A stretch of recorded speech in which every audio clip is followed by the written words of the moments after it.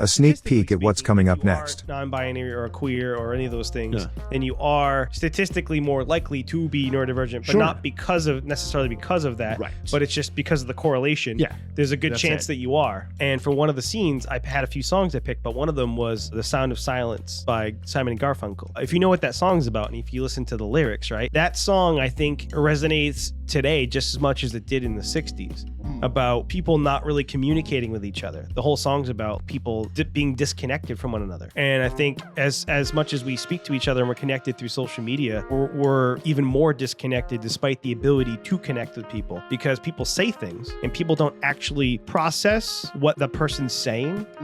They interpret it, whatever their initial interpretation is or whatever they think the person's saying, that's what they hear. They're not actually hearing what you said or what you were trying to communicate. Right. Because the words are just a tool for us to be able to communicate with each other.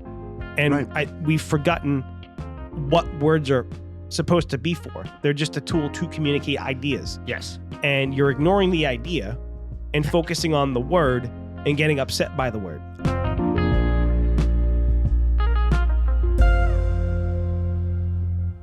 Ladies and gentlemen, children of all ages, hold your pearls, clutch your wrists, and get ready for an amazing episode of Autism. An amazing episode of autism. Yeah, I don't know. Ladies and gentlemen, Autistic children episodes. of all ages, prepare yourself for the autistically challenged. Welcome to On the Spectrum podcast. My name is Nick. And I'm Jet. Jet. All right. That's my new name. So this is also Steve, and welcome to another episode of our absolutely fabulous and wonderful podcast of two human beings who are on the spectrum, both late diagnosed, and we have a bunch of opinions. We do not presume to be experts of anything whatsoever, but we do have a lot of opinions, and we do know some things, and we just wanted to kind of talk. So hopefully you listen. All right. So And the pee-pee and the poo-poo. you sounded oddly like Bill Cosby on that one. Yeah, why not? Yeah, all right. It's all right. So for Did I this, fuck you up? yes, you did. So on this episode, we're going to talk about a post, or at least we're going to start this episode with talking about a post from Facebook. So Steve, you brought it up. So. Yeah. So I was scrolling through Facebook the other day, and this is I saw a post. It's very similar to a lot of things people post nowadays, which is very black or white with no sort of nuance whatsoever at all. Essentially, the post was saying that if you find yourself in a relationship of some sort where you're giving more than the other person, that you need to just walk away or just leave the person. And I thought about it for a minute, and I was like, that's kind of dumb. I think that's stupid. I don't agree with that. So I responded, and thankfully a lot of people agreed with my response to it. But basically I said, I think this post is kind of stupid, and here's why. Mhm. I think it's stupid because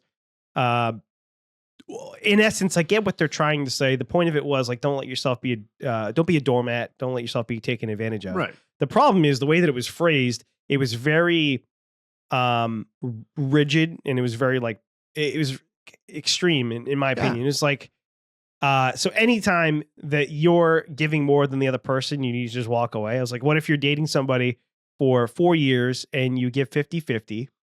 Mhm. And then the 5th year you're dating, this person starts going through a long bout of depression, and you have to start covering their weight a little bit more, or, covering responsibilities that they normally take care of. You're just going to walk away? Well, they're not fairly giving 50-50 to the relationship. Right. So my response was, relationships are never and will never be 50-50 all the time. There's going to be points in time where one person gives more than the other, and vice versa, depending on things like mental health, the amount of time you're working, kids, all these different factors that go into it. You're never going to be 50-50. The other thing I pointed out is if you start dating somebody, if you have some type of disability, or the person you're dating has some sort of disability or mental health issue, and you go into the relationship knowing that, you can expect that things aren't always going to be 50-50, or they may not be able to pull 100% of their weight in certain areas because they may be physically unable to do so, or mentally unable to do so in certain ways. So I just thought the whole idea of it was stupid. I get what they're trying to say. They're trying to say, don't let yourself be a doormat. Don't be taken advantage. Don't let yourself be taken advantage of by somebody else. But the way that it was phrased, it just sounds like anytime somebody's not contributing 50-50, just walk away, which is dumb. One other thing I want to say, most of the comments were just like, yes, queen. That's where the responses were like, yes, yes. That's what it was. But I was like, no, this is dumb. All right. First and foremost, anytime there is a post about absolutely fucking anything, and tons of people are just yes queening the shit out of it, or just like 100% agreed. And it was mostly women saying like, yes, queen, walk away from him. Yeah. Don't put up with a man being a man child, that type of stuff. And honestly, if it had been written by a dude, which I don't know if it was a male or a female who actually wrote and put up the post, but if it had been a man who put up that post, I can only imagine the amount of like backlash that comment would have gotten.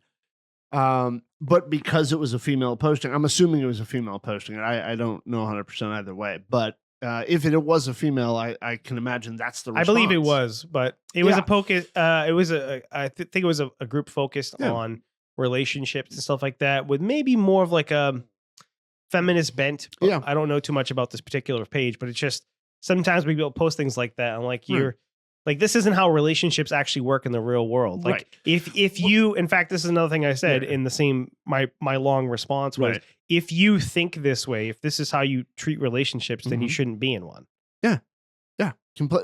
Completely. I think that was somebody who ended up having to carry somebody in a relationship, and I'm betting money. Okay. Very strongly. I feel that whoever put that post up did not give any credit, did not give any mercy or grace to the person they were with. Instead, they just, I'm doing everything here. Well, maybe there's a reason why you're doing more work than the other person now in the relationship, or the whole time.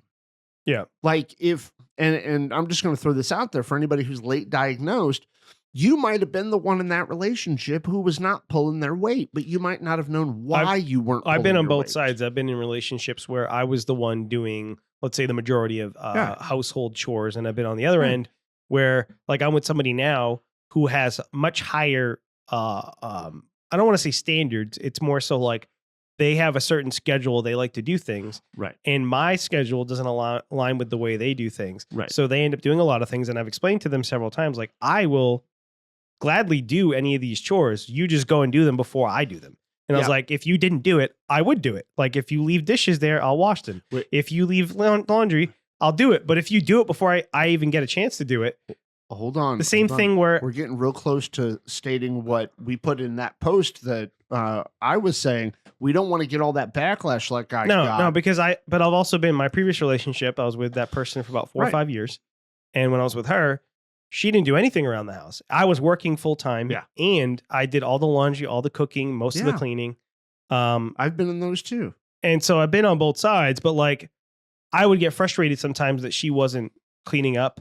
But for me, it wasn't the her not cleaning up part. Mm-hmm. The main issue I had with her was that I would consider her a slob. Right. Like she would just leave a mess everywhere. So like with me, and I mean, maybe Lauren will tell you otherwise, but with her, I don't just leave messes all around the house. Like I actually clean up after myself. Like I don't leave trash everywhere. I don't leave clothes all over the floor. Like I throw the clothes in the hamper. With my previous relationship, she would just leave a mess. She would leave dishes. She would leave trash, empty cans. She was just like a messy person. Yeah, I remember. But at the same point, like after being with her for a period of time, I knew that's what she was like, and she wasn't going to change, or at least she wasn't going to change overnight. Right. So like, is it fair for me to try to force her to change to be more like me, to be more to my standards? Because my standards were higher than her for cleaning. Yeah. My standards are lower than Lauren's for cleaning, at least in the sense that like I clean things like I tend to like for laundry. Yeah. I wait till I have a big load and then I do a big load all at once. She likes to do several small loads. I like to do all my laundry in like one day. Right. So do I. I like to do it at one given time. Same thing with not so the dishes. I usually don't let them pile up too much, but I'll do like a chunk of dishes at once. I don't usually wash like one dish at a time.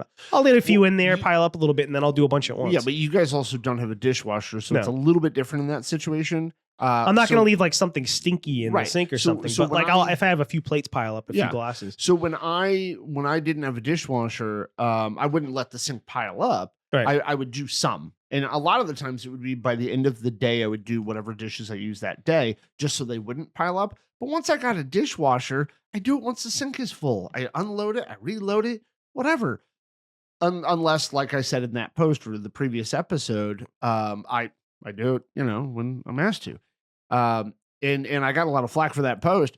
Well, Granted- if you're not doing it, so when I lived alone, and I'm Yeah. assuming when you lived alone, right? You do it on your own schedule. You do it with what makes sense for you. Right. But when Right. you're with somebody else, they may have different expectations or different standards, and that's kind of what Yes. I'm saying. Like, so my ex, her Uh-huh. standards were basically just live in a mess, Right, well, and her so- living situation was like that before we started dating. Her apartment was right. like a So- tornado went off. So when you, like a minute ago, you said your standards are higher. I would just say standards are different. And granted, we can put a judgment on the level of it there, because like she was more than willing to let shit sit around until it was moldy, and that's not good. But I would say it's different standards, because there are times like I've dated people who had very different beliefs on what organization was and very different beliefs on what clean was. And I've also been in relationships where the person had much higher, or in the way you were just describing, much higher standard to it. But it's just differences, because neither one of them were truly drastically dirtier, if you will. Right? I mean, I dated somebody who was just jackass about all that shit. I mean, I think there's certain It things was that horrible are at it, but I also broke up with that person very certain quickly. things I think are like, there's certain things that I think most people would agree with are universal. Like, if you use the last of the toilet paper, put another roll. Yeah. Well, but that's Simple just things being like that. considerate. I Yeah. mean, honest to God, I once lived with a buddy who honestly believed that, like, if you're the next one in the bathroom, you should have to do it. Yeah. It shouldn't have to be the person who used the last of it who changes it. You're the one who now needs the bathroom. Well, apparently I work with people like that, because Everybody every does. single time I go in the bathroom at work, there's no toilet paper. So when somebody uses it and then just leaves it empty, and I'm like, that's kind of rude. Like, Sure. I once had an ex girlfriend who said to me, "No woman would ever leave a roll empty on there," and that's not true. I've dated people who like left it that way on a regular. yeah.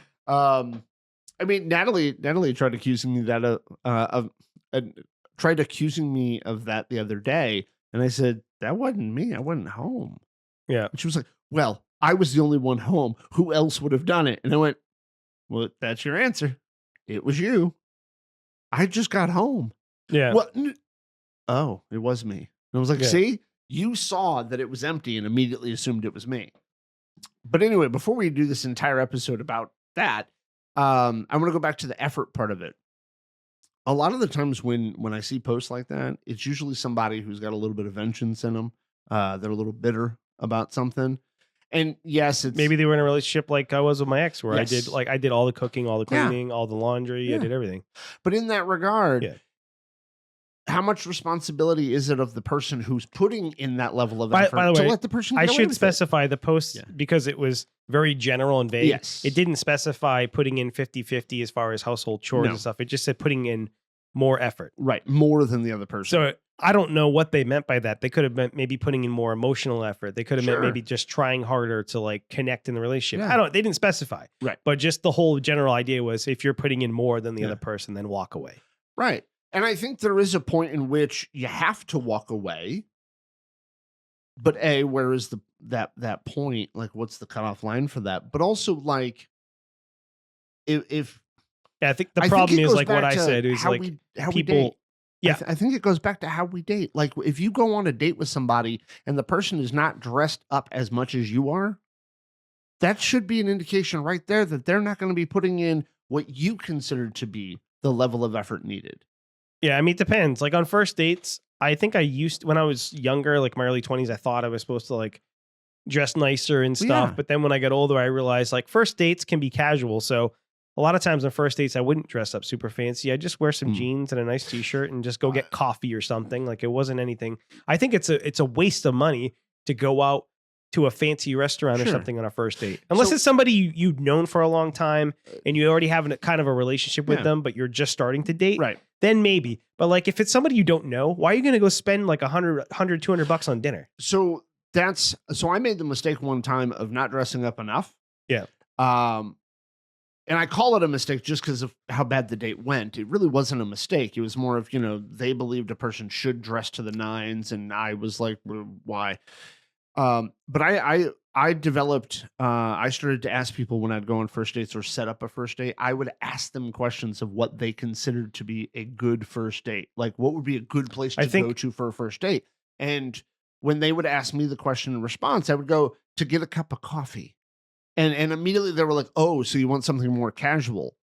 And depending on the reaction I got, it would depend, like, it would kind of give me a consideration of whether I should actually do it or not. I think a lot of those ideas are left over from, I want to say, they're like 20th century relics, right? It's stuff left over from the 20th century. Those whole ideas of like, people have like the Disney princess fantasy about Prince Charming coming into their lives and whisking them off their feet. And I think a lot of like girls are raised with this expectation of like somebody's going to come wow you and amaze you.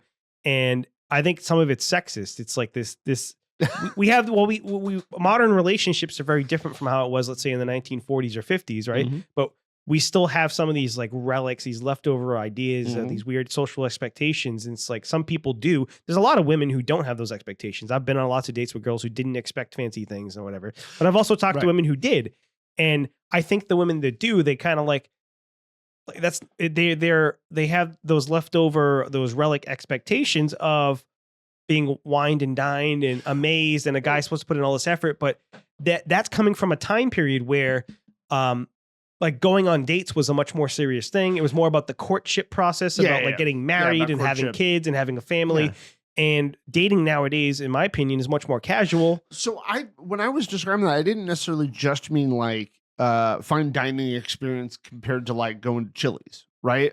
But it could also be like if the other person wants to do an activity like rock climbing or going on for a hike or whatnot, but you show up in the wrong outfit to do that activity, there's a mismatch there, right? And that's kind of what I think that would be kind of dumb if you.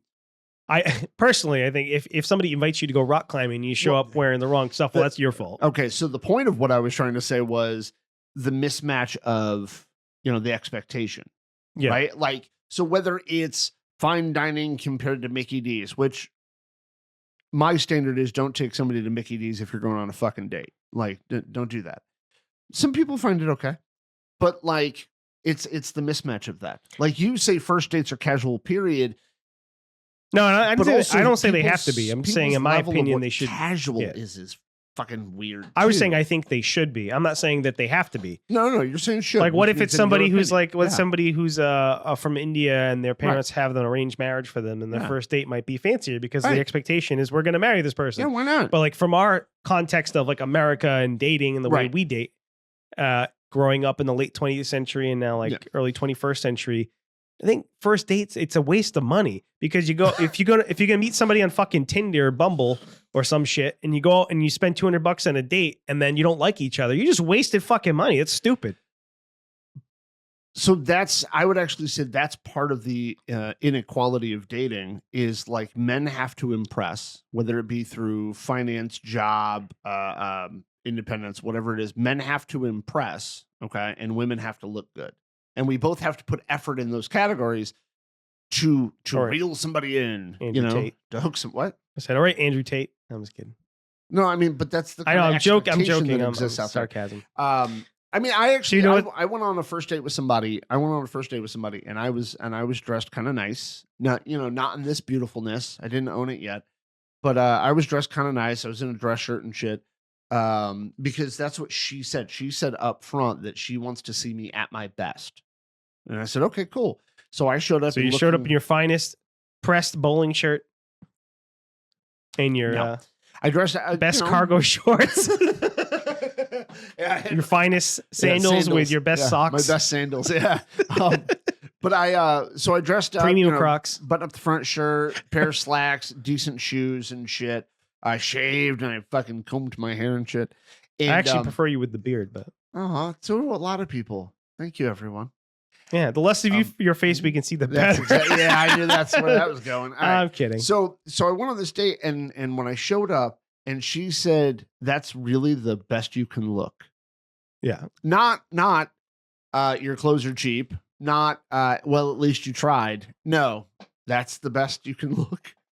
And it did not go very far. We barely finished a cup of coffee before I decided to walk away because it was one statement after another about all of that. So I told her what I did for a living, and she said, "Are you okay making that little money?" Yeah. Yes, I work in mental health. I don't make a lot of money. I'm never going to make a lot of money. What the fuck? So I said to her, I said, "Do you make enough money on your own, or do you need somebody who you're a partner with to help you with bills? Like, is that the Yeah. concern of why I don't make a lot of money?" And she said, "No, we should both be able to pay for our bills." And I said, "Well, I can always pay for my bills. Like, I've I always think been able to cover my the bills." explanation I've heard Like, from what the women fuck? who have talked about stuff like that is they want to be with a guy who has ambition. At least, so the experiences I had similar to yours were more in my Yeah. 20s. I think when I started to get into my late 20s and 30s, Yeah. the women that I started dating didn't have a lot of those, in my opinion, like unreasonable expectations. I think it was Well, like, they're also in their early 20s. yeah, like There's a little the young, difference in that. when I was dating younger women when I was younger, they would ask me, I'd be on a first date with a girl I don't know, and they would ask me like how much money I make on a first date, which is very off-putting. It's like, Yeah. why do you care? Like, I understand like there's a concern, like, but we're not getting married. We're just getting to know each other. Why do you care how much money I make? And however much money I make now doesn't mean that's what I'm going to be making in 10 years. Right. But the explanation Those- I've heard from female friends Yeah. when I asked them about that stuff, I'm like, why do girls ask these questions on dates? Like, why some of the things they're asking to me were very superficial. And it's Yeah. like, it's not showing that you have any interest in me as a person. You're just interested in what I can provide for you. Right. But if you do, they would explain it as, well, girls typically want to be with a guy who's ambitious. They don't want a guy who's going to sit around and do nothing all day or not do anything or have no ambition in life, just to stay in the same position for 50 years. And that women don't find that attractive. So, but Or- That's what they told me. the flaw with being too ambitious, though, is that you try a shit ton of things to try to be good at, but that means you never end up doing well at any job because you're trying 1,000 different things if you're too goddamn ambitious. They want this comfortable middle, but dollar amount doesn't really have much to do with that. It's all right. We're You know going what to I mean? create a communist society anyway. Oh, that's so nice. I So I wanted to want to tell you a story about, before you move on, Okay. about you mentioned the McDonald's thing. Yeah. So I saw this post. This is just something that popped in my head when you were talking about McDonald's. I saw this post the other day, and it was a picture of this. It was actually on Reddit. It was a picture of this couple, and this guy proposed to his wife at KFC. Mhm. And this girl took a picture of them, and she shared it online and was shaming them. Like, oh, this guy's so lame. He's broke. Why would he do this? Propose at KFC? That's so disgusting. Blah blah blah.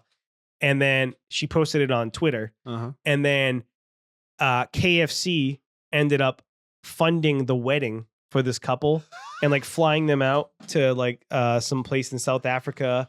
And then all these other companies, like I think Audi or something sponsored, or BMW or Audi sponsored their wedding and like gave them a car to drive around in. Wow. And like all these companies, it was like 5 or 6 different companies, Yeah. all ended up sponsoring their wedding and their honeymoon, Yeah. and gave them all of these products because of this woman shaming them. Wow. And I think I don't know if this is true or not. Someone said that they first met at the KFC. Maybe that's why he proposed there. That But like, makes you don't sense. even know Yeah. somebody, but you're sitting don't on know there the and context. shaming this person, Yeah. shaming this man for proposing to his wife at KFC. And she said yes. So obviously she didn't fucking care. But Right. I don't know. It's just funny to me that they were shaming this stranger because of their perception of the situation. Right. Well, because that's just it. That person themselves is also probably trying to impress the shit out of other people around them, so they think everybody else should do things that are impressive or some shit. So you're looking it up now. Right here. Okay. Look. So he's looking it up now. So we got her and him at the KFC. Yeah. He proposes. You're in a real researchy mood today. Men are so broke they even propose at KFC. They have absolutely no class. Wait, why does that say SA men are so South broke? African, because the man was from South Africa. Oh. And then I don't know what this brand is, but they paid for a flight and hotel. Audi gave him a car. Nice. Nice. This jewelry company gave them a ring. Uh-huh. Puma gave them Nice. clothes. Coca-Cola got them food and drink for their wedding. Great. Saks gave them a some type of venue. Uh-huh. Like all these companies gave them stuff. That's This is them. wonderful. But I just thought it was funny that like this woman tried to shame him for Yeah. Well, I mean, honest to God, people got to stop judging other people in so many fucking ways. It's really goddamn annoying. Because really, like, I mean, we deviated a little bit, but talking about the effort thing in a relationship, like, I honestly think he put in the right amount of effort for that proposal. Because if that place meant something to them, then that was important right there. But that woman who decided to shame didn't know shit. But I'm betting money she's also just that judgy. And yeah, here's a nice little picture of them. The happy couple there. And they both look amazingly happy. That's great. I mean, most people seem happy on their wedding day. I don't know if they really are, but they seem like it. But when it comes to the effort kind of thing, people always want to judge shit. And like, I can only imagine how unhappy that lady is in her actual relationship. The woman who was doing the shaming there, because she's just sitting back, like judging how much effort somebody put into this shit. Yeah. I can only imagine how unhappy her fucking husband or boyfriend is, or partner is. I don't know if. I just it reminded me. This post reminded me of what you were saying. Yeah. That's all. Yeah. Sorry. No. That's fine. I mean, tangent is what I thought you would find it interesting. I do. I thought it was really nice that all those companies were like, "Fuck this woman." Yeah, they were like, "Fuck this judgmental bitch." So yeah, I mean, I got off track again.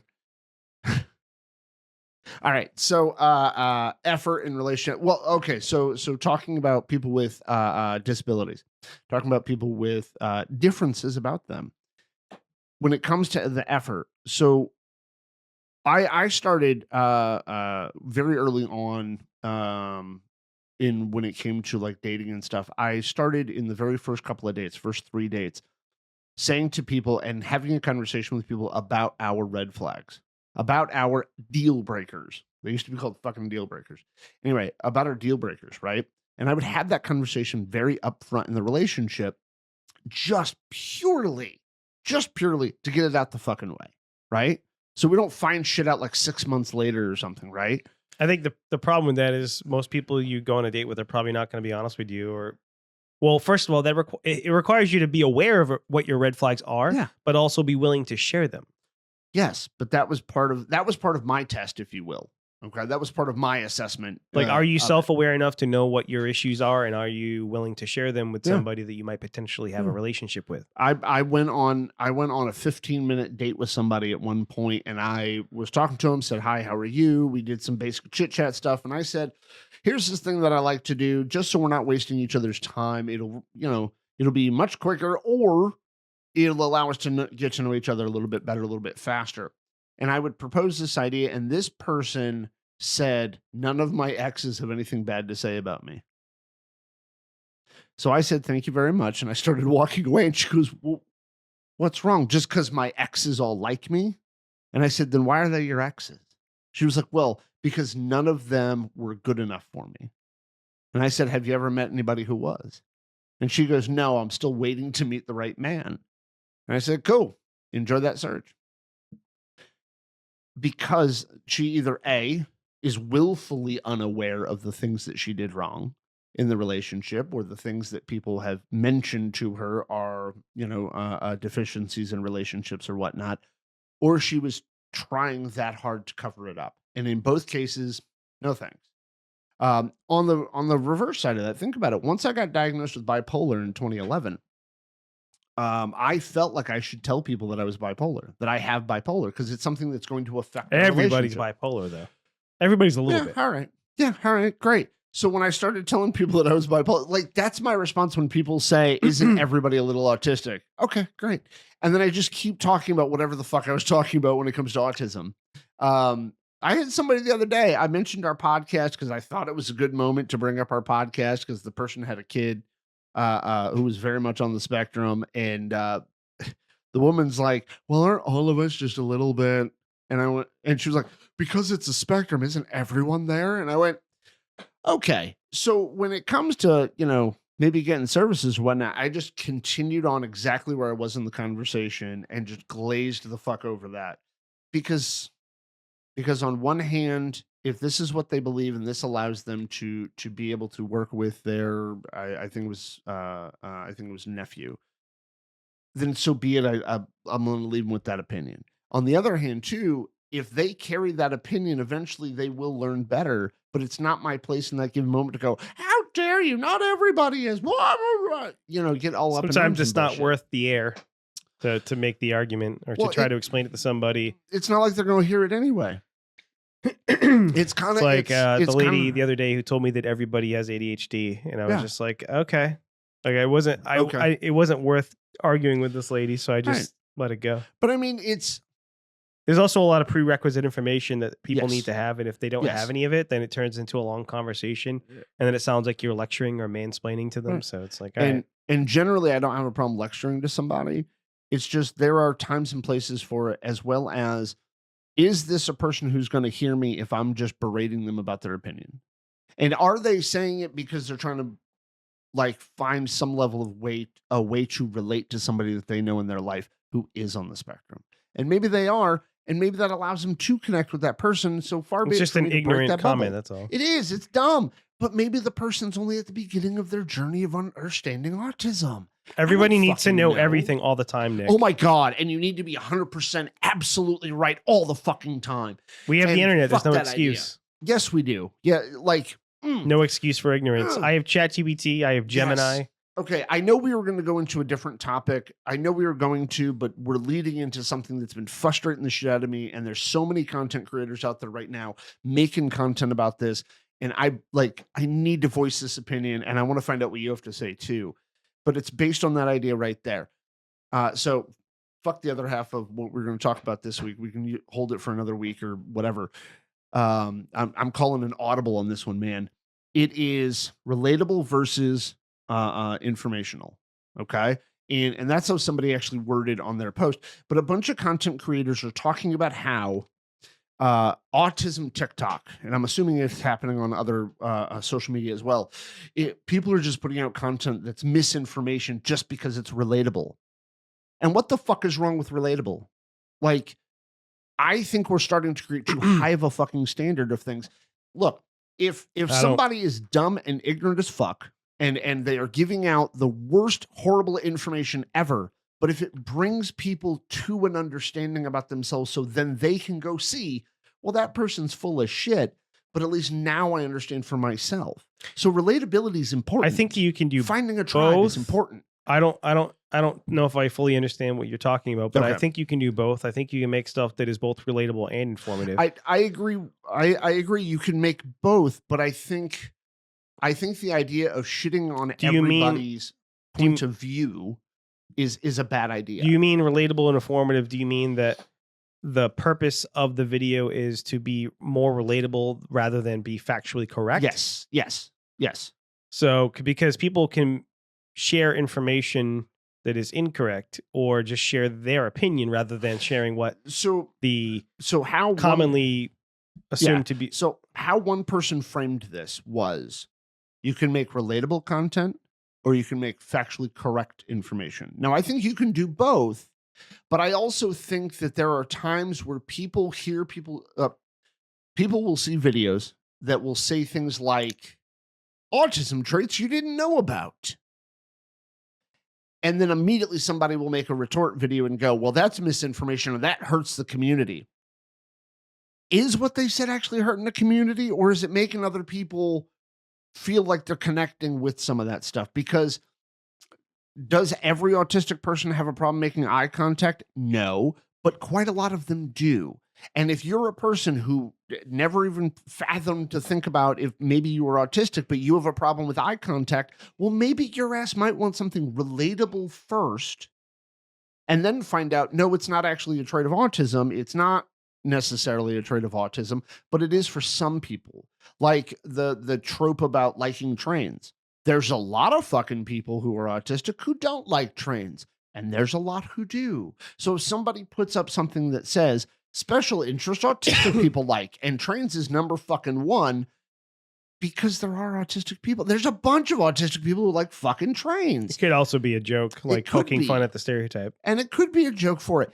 But the assumption that automatically, because somebody is posting something that doesn't apply to all of us, it's hurting us.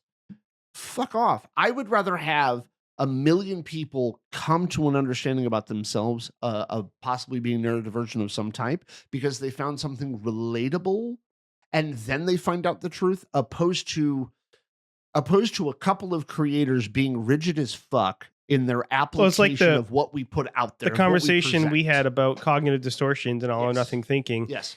And you were saying that like all or nothing thinking is not a symptom or a sign of autism. It's not. It's a human however, trait. yes, but when we looked into a little bit of information about it's more prominent. It's more prominent than autistic people. It's more prominent in autistic people than autistic people for several reasons because of the way autistic people generally are, as far as like some things like rigidity. Yeah. Well, I can also say it's more prevalent in people who have depression too. There's contributing factors that make it, and anxiety disorders. There's a contributing factors, which is also like autistic people are more likely to have anxiety or depression. So there's like all these several contributing factors to why. So if somebody talks about autistic people being prone to all or nothing thinking, it's the same thing where you're saying it's not really wrong. It's not part of the diagnostic criteria of autism. Right. But as far as the information I was able to find, it is like more prominent compared to allistics. And even if it is more predominant than other folk, or more prevalent for several reasons, because of the way autistic brains work, because of the fact they're more prone to anxiety and depression, and because trauma. of rigidity. All these things are contributing factors that cause all or nothing thinking. Right. So even though it's more predominant, when people put out stuff that says autistic people have black and white thinking, they're not wrong when they say that. But is it a finite definitive? No, because other people have it too. But if somebody's watching that video and is able to relate to that information and then go on their own and find out that more things about autism or more things about ADHD or more things about depression make sense to them or for them, and they're able to find a level of peace and community through that, fucking right. So the statement of autistic people use black and white thinking, yes, they do, but so does everybody else. We don't need to correct that. Well, there was one study saying that it happens more frequently and it can also be more extreme a lot of times in autistic people. Sure. Just because of all the contributing factors. Yeah, it can be, and also happens more often, but that doesn't make it absolute for autism. No. It just means more often. But that again, nuance. That's something I'm bringing it up in the conversation because it relates to what you're saying. Yeah. So if I talk about all or nothing thinking in relation to autism, it's probably a common experience, just like the other correlations with things like gender identity and LGBTQ status and all that stuff. There's a lot of overlap with autism, but it's not part of the diagnostic criteria to be queer. And nor should we lump it together and say if a person is or like, oh, I'm LGBT, non-binary, they're more likely to be neurodivergent, because that's actually I'm not non-binary, true. Therefore well, statistically speaking, if you are non-binary or queer or any of those things, then you are statistically more likely to be neurodivergent, but not necessarily because of that, but it's just because of the correlation. Yeah. There's a good chance that you are. Yeah. One doesn't cause the other. They just both happen to occur at the same time more often. Although, I mean, we did theorize before, and I think that it makes sense that like a lot of autistic people would struggle with gender identity because of like fitting into like those weird social expectations and all that. It's like, you mean harder to pick up on social norms? Right. Or even wanting to abide by them. Right. Like, why should I have to abide by what you think a man should be, or what a woman should be, or what maleness is, or what female is, or even buying into the gender binary at all? Like, who said, why are you telling me I want to dress and wear what I want to act how I want to act? Right. I think a lot of us are just, that's not all, but a lot of us feel like why a lot of us question that. Like it's weird or it doesn't make sense to us. Like, why should I have to act this way? Well, something also occurred to me, something that's attributed to being autistic, strong sense of justice and the misunderstanding of what strong sense of justice means. Right. And honestly, I don't correct anybody who I've ever seen put up a post about strong sense of justice in autism or in neurodivergent people. I don't correct it when I see it misused. or when people are saying, well, that's what we are. We fight for people. Yeah, that's not actually what that strong sense of justice means. It can mean in the direction of like social justice issues, but that's not necessarily what the fuck that means. But I don't correct anybody. I don't go on anybody's post and like, fuck that person. I don't have make response autistic videos. Green Lantern on the Justice League. Yeah, exactly. What? Nothing. I was just thinking about how awesome like Green Lantern as an autistic person would be. He just makes what do they call the things he makes with his ring? Like what is the thing that comes out like when he makes like things with his what is that thing that he creates called? Like does it have projection? What is it? Yeah, what's the name for the things he creates? A construct? Is that what it's called? Yeah. All right. So he just constructs trains and runs people over with them. Yeah. Oh God, that's fucking hilarious, dude. Holy shit. Holy shit, that's awesome. Autistic Dude, maybe Lindsay, if she had that power, she'd make like fucking Jaws come out and fucking bite people and shit because she loves that movie and shit. I just thought of that. Well, and there's that other autistic creator who fucking loves sharks and shit. Yeah, that's probably what she would make too. I don't know. I don't know these people. Well, I know Lindsay, but I don't know the other one all that well. Anyway, so that derailed me. Okay. Oh, there we go. All right. So Autistic Justice League. Yeah. So it's this idea of like, because some of these creators, and this is an honest opinion, so if I end up insulting somebody, you can go fuck yourself. I think some of the creators are listening to their own hype a little bit too much, and they're seeing their follower numbers and their number of liked on the comments and videos and shit, and I think they're getting a little bit egoed. They're getting a little bit puffy in the head. Because one person actually said, if you're not a blah, you cannot have an opinion. Nobody wants to hear from you anymore. And they said it with such power, with such entitlement, with such oomph behind it. It's called gatekeeping. Yeah, well, they can go fuck themselves. And in fact, I have a few names in mind of the people who I think need to be brought down a fucking peg or two. Gatekeeping autism? I'm not going to say any names, but they're very predominant creators on most of the social medias, and they have tendency to make a lot of videos about who can and cannot have a fucking opinion about something and what is harmful and what is not. Here's the thing I think that is most, and this is my goddamn opinion, I could be horribly fucking wrong, and if I am fucking wrong, let me know. I have no problem being told I'm wrong. I won't block you if you tell me I'm wrong. I won't block you if you tell me to go fuck myself. I have a problem with people talking about what's harming our community so much so that I think that is what is actually harming our community. Is everybody trying to, word police, gatekeep, fucking trying to tell people how to fucking feel.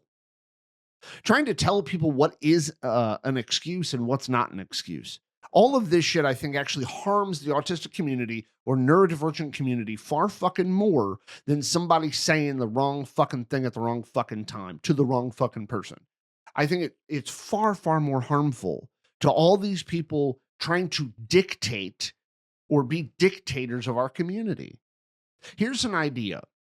If we truly are going to be a solid community of people who have differences and we're going to respect those differences, then we need to understand that some of the things that we have to respect about another person are shit that you find offensive. One of the reasons why I'm getting a little heated about this, Steve, is because somebody said being an asshole is not a part of being autistic. And I agree, it's not part of the diagnostic criteria. But can you define the term asshole for me, please? Yes.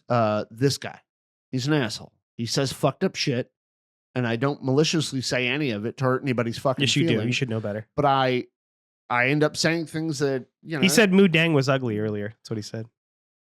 I just found out what a Moo Dang was today. God dang it, Bobby. Yeah. What's a Moo Dang? I just found out what that thing was like 30 minutes ago. Anyway, so it's bothersome to me because somebody said autism is not an excuse to be an asshole. And in some situations, autism is not an excuse for racism. It's not an excuse for misogyny, actual misogyny. Some of you fucks think just because a dude said it, it's misogyny. And when I say some of you fucks, I mean both males and females, some of you fucks. Anyway, it's there are like, no, autism is not an excuse for some of those things. But sometimes a person might misword something or mistype something.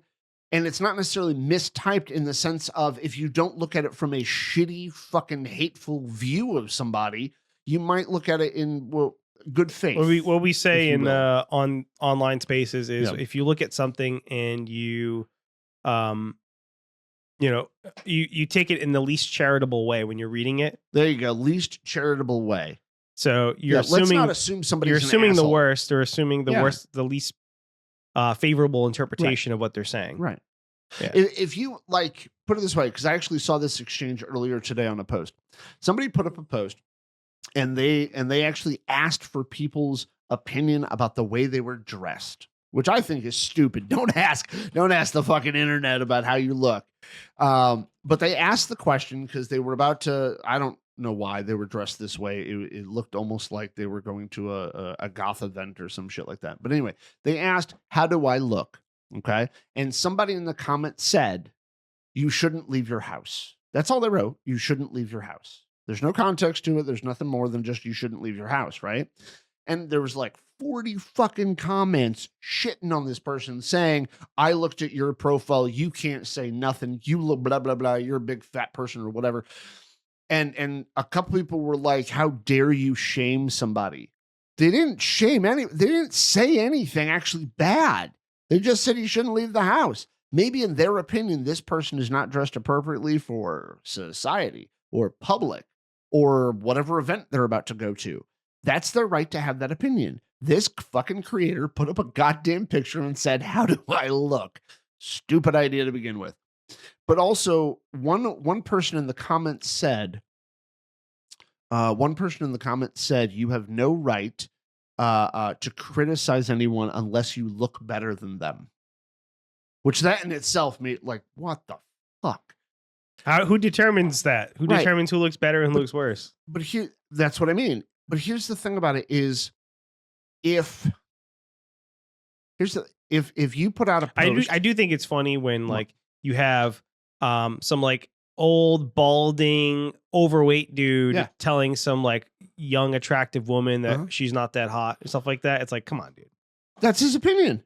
I know, but it's like it's kind of funny. Like, no one gives a fuck about your opinion, old man. He does. He cares about his opinion. I don't know. It's like, and also, if you didn't give a shit about his opinion, then don't ask things like, "How do I look?" Or like he makes some crude comment about her body or something, and it's like, dude, no one like who are you, like I don't know. It does feel kind of weird when someone who's like, but it shouldn't matter how old or what they weigh or whatever physical characteristics they have. It'd be the same thing if it was like some old hag. What criticizing if it was equal age to that? Let's say you have this young chiseled guy who's in the gym, looks great, and you get this old woman who's like, oh, he's not that good looking. It's like what it's like, okay, lady. Okay, so it's not like wrong, but it just makes you roll your eyes like, oh, okay. So you got a male gym rat. What if you got a female gym rat fucking criticizing the shit out of his body? Like, it shouldn't matter who the person is that commented, but let's not because this person's not even in their league, and it's like you're criticizing this person's not even in their league. Okay, so the only one who's allowed to do you think this old woman looks is people equally to Steve's level. This old hag could pull this 20-something guy in good shape? Not the point. The question wasn't posed. Could you or would you fuck? No, this but person? That's kind of the social implication. It's like a okay. I'm sorry, I don't read that far into that. Weirdly enough, I don't read that far into that. I don't think most people wouldn't get offended. They would just roll their eyes like, okay. I mean, like, I can whatever. So the actual person. It's like some overweight old fat dude who's like not very attractive, sitting there looking through a Playboy. Is like, she's a 7, she's a 6. Okay, fine. And those women, like, okay, dude. And those women in that magazine are going to look at that big fat guy, slobbering fat guy, and go, like fuck Cheeto you, dust no all way. over his shirt. Like, yeah, it's so like, be it. Okay, dude. But here, like, what I'm it feels weird. Like if you were somebody who is very So the only people who are allowed to comment on how you look is attractive people? No, but it is kind of weird with somebody who's like very unattractive and unhealthy criticizing healthy, attractive people on their looks. It's like, okay, dude. Okay, so we've strayed onto this looks thing a little far. Yeah. But I gotta say, none of that should matter. I get what you're saying, but okay, it does feel very weird for somebody to sit there and criticize someone else when it's like you know, if you're playing armchair quarterback sitting there criticizing, it's like, well, your ass can't get out there and do any of the shit they're fucking doing athletically, but you sit there and criticize the fuck out of them. So, but that's being human. Like all of what we're describing is just being human. Like, you should have thrown the ball. Why'd they run it? You fucking idiots. But I mean, this is what people do. Armchair quarterback Nick. That's what they do on a regular basis. Now, I want you to translate exactly what you just said into behavior now. When people criticize behaviors of people, right? You're saying they have no right to do it unless they're they have a right to do it. You just look like an idiot sitting there. Well, so that's how I criticizing athletes when you have no athletic ability and you have no idea what you're talking about. I agree with that when it comes to people or like assuming people telling doctors what vaccines kids should get and they don't know fucking statements. Anything about what they're talking about. What doctors saying what vaccines? No, I'm saying people who don't know anything about medicine sitting there criticizing medicine. Yeah. Or people without a fucking people who don't know shit about medicine, science, or fucking therapy might want to shut their fucking mouths about both of those. But they can have their opinion. But I'm just saying it's fucking ignorant to begin with. And all I'm saying is that when people make those comments about someone's looks or the armchair quarterback guy, I'm sitting there like, okay, like rolling my eyes. Yeah, sure. Like they're allowed to have their opinion, but you look kind of like an idiot. Right. Yeah. But that's okay. They can look like an idiot. They don't give a fuck about looking like an idiot. It shows like a lack of that to behavior. It shows like it just shows a lack of self-awareness. That's all. Or maybe they are aware of how they look, but they don't care. Okay. Why should they give a fuck if people think they're dumb? Why do they care if people think they're dumb? They might not. That's why they're saying dumb shit. There you go. But it's dumb to you. It might not be dumb to them. Hold on. I really want to focus on the behavior side of it because I want to go back to that asshole thing. Like, if anybody is allowed to judge somebody for being an asshole, it's me. Like, straightforward. I've said it many a times on this show. I am an asshole. I say fucked up shit. Not purposely to hurt people's feelings. I just don't change the way I word it. And granted, like, some people would say, well, you could if you wanted to. And I would call you ableist. And I could be using that word wrong, actually. But I'm just trying to say, like, let's not prejudge or shit on somebody just because we don't like the way they worded it. Because maybe we're assuming they meant it a certain way, and that's not how they meant it. And I would say that goes to for a lot of things. Like, how does somebody find information about a group of people they don't know anything about unless they ask questions, but they don't even know the right questions to ask because nobody will let them find out anything about it. Yeah. You can't know the right way to talk to a person you've never met unless you talk to them and fuck it up. Like there's no rule book to look up best ways to ask somebody about ask an autistic person about autism. There's no rule book for that. There's no way, there's no structure to figure that out. It's not like I can walk up to you and say, hey, what's the best way to ask you about your autism?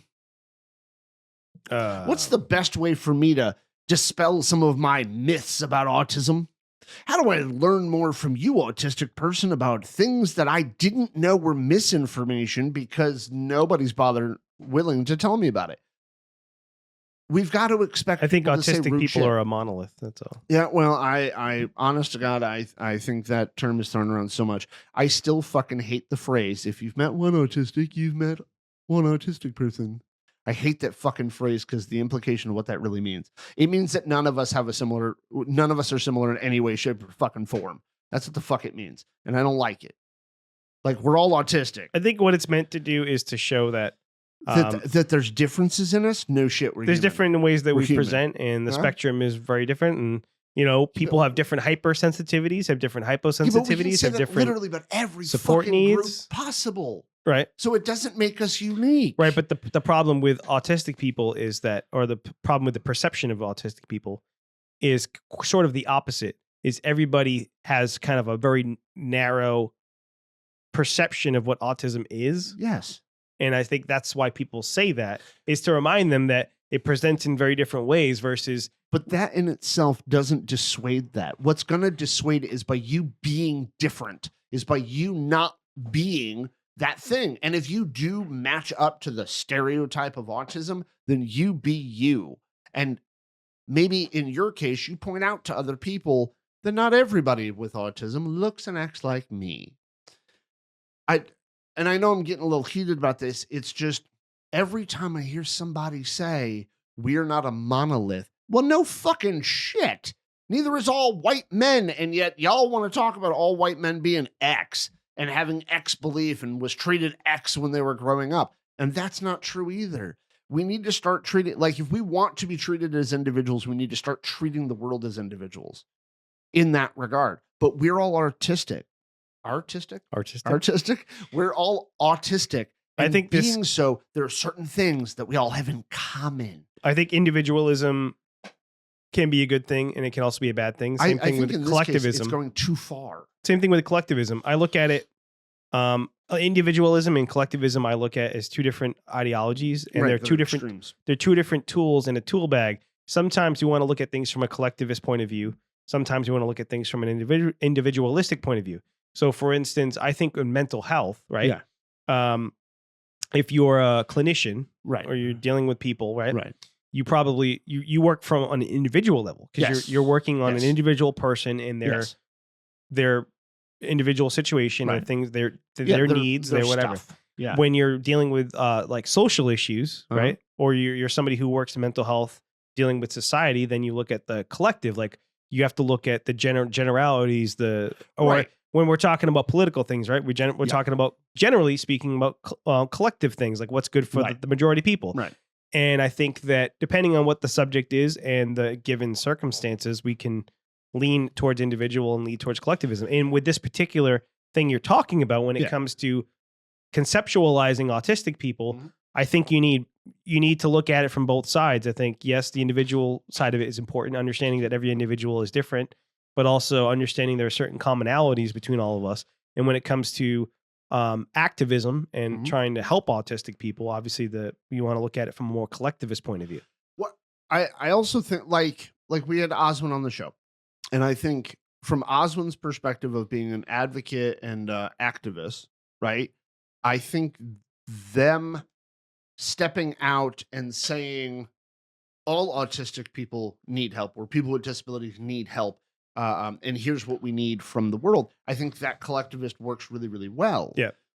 I think from our point of view, and a lot of people who are not in the actual activist advocate space, I think the rest of us need to be the ones to look at things from a more individualistic view. I think, but understand that we're part of a larger community. So what I would say, like related to the Oswin thing, or anybody who's worked in activism, you're looking at it from an activist and advocate too. The collective part of it would be figuring out what companies can do, maybe helping or working on legislation, what the government can do, things policies. Like that. Yep. And then the individual side would be, what does the company actually do when this person's hired? Like, because you need to know what accommodations or what you need to do for that individual. Yeah. So I mean, you need you are not going to treat every single autistic person you hire the same. No. But we need to have an understanding that we are part of a community and we are all autistic for a reason. It's not we're all autistic and each of us is drastically different, because we're fucking not. Like, and this, I'm probably going to get a lot of shit comments about this one, but there are 8 billion people on the planet, and it's not 8 billion individuals. Like, I wish to God, like, that was an actual true statement, but it's not. There are other people on this planet who are super similar to you. Are they exact? Fuck no. Because no two human beings can be, but there's super commonalities about us. Like, there's somebody else on this planet who likes the same movie you like, and the same video game you like, same music you like, same soda you like. And that's just 4 traits. It's just one of those things that really irks the shit out of me, because everybody wants to be an individual. At the same time, they want to be recognized as having this thing that other people have, but uniquely having it. Like, fucking stop wanting to be unique and special, and also not being treated special. Like, what the fuck? It's just, to me, two ways of thinking that don't work together. And like, I got a little heated about a lot of those. But in this case, like, when it comes to talking about those creators again, getting back to what I was talking about the relatability, you're pushing people away from our community, and you're making it harder for people to understand our community because you're deeming how you can and cannot talk about it.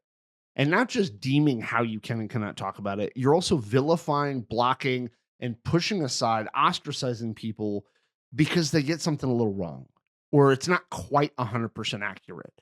And it's okay to be a little off because everybody's allowed to be a little off. Because if we really want to have the world accept us, then we need to be able to get out there and talk about the differences, but we also need to talk about how we're similar and how similar can look different from an outside perspective, but it's really the same behavior. Like the whole repetitive kind of thing, the repetitive restrictive behaviors that is part of the diagnostic criteria. Two people can have restrictive repetitive behaviors that look outwardly very, very different, but they're the same fucking behavior. They're the same fucking thing.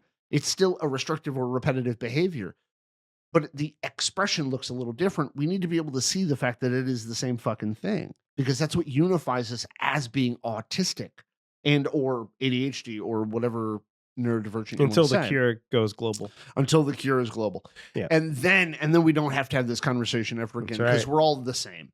But like, and I really want people to understand, like, I'm not really trying to shit on anybody for having their opinion about this. And you can have your opinion, and please do have an opinion about it.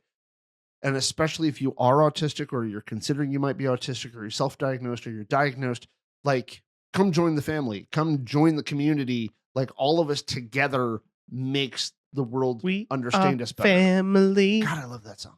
I got all my autistics in me. There you go. All of us coming together is what's going to make the world understand us. And more importantly, get them to understand us. Like, and I know that sounded weird, but there's a lot of people who are clinicians, who are educators, who are researchers, who are caregivers, who are special educators, who are helpers, assistants, people who work in group homes, who don't have a lot of the information, but that's because we ourselves are not the ones talking to them. Instead, we're letting people who are trying to be restrictive on the language, like if somebody says, and I just came across this for a person who I'm in a play with, they said, "Oh, I would have never known you were autistic. You're really high functioning," and I said, "Okay, just to let you know, I'm not offended by that, but in our community, we generally don't talk about it a lot. There's a lot of folk in the community who get offended by the function language, but I know what you meant, and okay, cool." But we talked about it a little bit, and I didn't chastise nobody, and I said, some people in our community, because not everybody in the autistic community hates the fucking Asperger syndrome or hates being called an Aspie. Not everybody hates the fucking function language because well, those people are wrong and need to be cleansed. Yeah, well, we need to have re-education camps. Some people think that shit, but also a lot of people misunderstand what function language meant, and they look at it in a really shitty way, and it's not really what it meant. And again, if anybody disagrees with that, fucking come argue with me. I got no problem arguing with somebody, and I'm not going to hate you afterward. I don't block people just because they argue with me. Unlike some creators. Anyway, that sounded really petty, didn't it? Yeah, I don't give a fuck. Anyway, I questioned it for a minute there. But anyway, like, it's just, I've seen so many, just to round this out, I've seen so many people post about, we need to stop with the relatable and we need to make sure we're accurate about information. Well, unfortunately, we don't actually know enough about autism, especially because there's tons and more research coming out constantly that might be shaping that diagnostic criteria to change. It was created by Pfizer for liberal propaganda. Excellent. Excellent. Thank you, Pfizer. Thank God for propaganda. It's right after they made Viagra. They were like, we need a drug. We need to round up these weirdos. I know I'm soapboxing really badly and shit. It tweaks me really bad that people want to be exceptionalists, essentially. And I don't agree with that kind of way of being, because everybody deserves to find a space where they belong. And I think that's really what's hitting me the most with it, is because as of right now, and this because I've been dealing with a lot of my own internal shit lately, I never feel like I belong anywhere. And I've brought this up in previous episodes, but like I don't feel like I belong anywhere because I'm not enough for whatever group or category or whatever. Like I don't act enough like any fucking group. And so like I constantly feel like I don't have a tribe. I don't have a group of folk to belong to. So one of the things that That's I was part of thinking why it about bothers me. recently. Yeah. When I wrote that script, so I wrote 2 plays recently. The one that you helped me a little bit with, and then the other one, which I wrote about people drinking and dealing with mental health issues and all that. When I wrote the one about mental health issues, there were some things I kind of coded into the script that I don't know if, or I don't believe the director and the actors have picked up on. But the director, Chris, he asked me to put together a playlist of music that represents each scene. And for one of the scenes, I had a few songs I picked, but one of them was The Sound of Silence by Simon and Garfunkel. And if you know what that song's about, and if you listen to the lyrics, right, that song, I think, resonates today just as much as it did in the 60s about people not really communicating with each other. The whole song's about like people being disconnected from one another. Yeah. Right. And I think as much as we speak to each other and we're connected through social media, I feel like we're even more disconnected despite the ability to connect with people, because people say things or they type something and they write something, put it out there in the world, they share a thought and idea, they make a comment, and people don't actually process what the person's saying. They interpret it, whatever their initial interpretation is or whatever they think the person's saying, that's what they hear. And there's the line in the song where he says, people talking without listening, people hearing without thinking, however the lyric goes. Yeah. And that's what people do. Right. Right. They're reading long enough to find something to snap at. They're hearing, but they don't actually listen. Yeah. Or they listen, but they're not actually hearing what people are saying. Right. And that's why you have people who misinterpret or give the least charitable interpretation of what people say. They're not actually trying to understand what the person's saying. Yeah. Or trying to understand what the person's trying to say. Right. They're hearing what they want to hear or what they think the person might have said. And that's all they're hearing. And they're not willing to give them benefit of the doubt. If you said something or you used a term or a word or a phrase I don't agree with, if you use function language, whatever it is, they're not actually hearing what you said or what you were trying to communicate. Right. Because the words are just a tool for us to be able to communicate with each other. And we've forgotten what words are supposed to be for. They're just a tool to communicate ideas. Yes. And you're ignoring the idea and focusing on the word and getting upset by the word. Right. Opposed to the actual thinking or the what's the idea intent behind it. Yeah. What's the intention? What is the person trying to communicate with you? That But thing they were trying to intent communicate doesn't matter, Steve. What they were trying to communicate doesn't matter because you used the word I don't like, or you used a phrase or a term I don't like. So now we just ignore the entire idea or thought you had. Right. Because you made one misstep, your entire idea of what you're saying is fucking wrong somehow. So one word, one syllable off. And everything you just said, it doesn't matter anymore. The fuck? Why can't humans make mistakes? God damn it. Anyway, but that leads us into what we're gonna talk about on the next episode, because I badly want to talk about it. But I called an audible midway through this episode purely because the relatability thing kind of made way more sense for what we were talking about at the beginning. But for our next topic, we're going to talk about meeting people where they're at, which kind of ties into this a great deal, meeting people where they're at, and kind of the misguided view that some people have of what that means and a misperception of it, right? So meet somebody where they're at. It sounds like a simple statement. It sounds like a simple idea, but it's really goddamn hard, especially when you look at it from the wrong point of view. So we're going to talk about that next time. But for now, we're going to have to let you guys go. We've put our time in for this episode. As always, go on social media, like, share, clip, argue with us, tell us more about it, ask us questions. Tell me how pretty I am. What? Tell me how pretty I am. Yes, tell Steve how pretty he is. Thank you. Or if you don't think he's very pretty, go ahead and tell him that too. unless apparently you are a fat, bald, old person with Cheetos on your belly, you're not allowed to, apparently. No. You're not allowed to comment on Steve's looks at all, apparently. But like, share, follow, tell your buddies to listen to it, have a conversation, let us know the outcome of it, because we're not experts. There's probably some positions about all of this that we missed. Let us know what we did. Maybe we can expound upon it. Thank you very much. Have a great day. Bye.